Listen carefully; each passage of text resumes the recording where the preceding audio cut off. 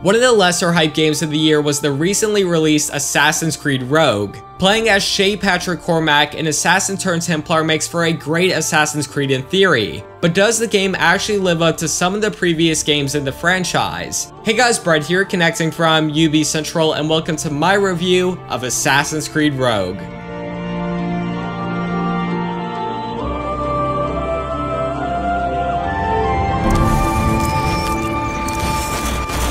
The best thing about Assassin's Creed for many is the story, and Rogue does not disappoint. In many ways, the story is one of the best in the series. It offers a new perspective of the Assassin's Creed universe by allowing you to play as a Templar through a full-fledged game. Well, sort of. I was disappointed to find out that Rogue only had a total of 6 sequences, taking around 6 hours to complete the main story, as compared to the current gen Assassin's Creed, Unity, which has taken an average of 9 to 10 hours to complete. However, Rogue's story, mainly the ending, is one of the best this series has seen since Ezio, and I have to give credit to Ubisoft Sofia for doing an amazing job on the campaign, which is the game's strong point, and I can't say the same for the gameplay, unfortunately. If you've played Assassin's Creed 4 Black Flag, Rogue will feel exactly the same. The game reuses many mechanics from AC4, and in many cases is actually worse, especially when it comes to the parkour. Combat is the same as Black Flag with little additions of weapons. Through the whole game, you'll feel like an overpowered player, rarely dying from combat and mostly dying from glitches in the game. It's worth mentioning the game doesn't have a difficulty level to choose from either, which you would expect from any game, to be honest.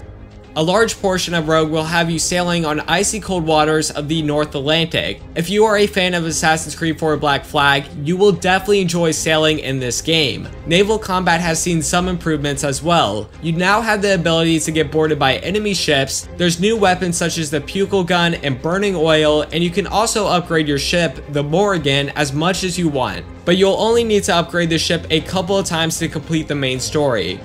Outside of the main story, the game has tons of things to offer, which you should expect from an Assassin's Creed game. With that said, there's no real reason to go after these things unless you're a completionist. You don't feel rewarded for going after these collectibles scattered across the world, and the game gets kind of boring after you beat the main story. Sure, the sights are nice to look at, especially in the open sea, but after a while it all feels kind of bland, which is disappointing, especially after the work that's gone into making this game for players who can't afford a current gen console. If you play Black Flag, Rogue will feel like an expansion to fill in the gaps from the events of AC3 and AC4. The game's story is its strong point, but it falls short due to reusing many mechanics. I definitely recommend getting Rogue though, especially if you're an Assassin's Creed fan. If you're on the edge about getting it, wait for the game to go on sale and then pick it up. Thank you guys so much for watching, and I'll see you all later. It doesn't matter how history remembers me.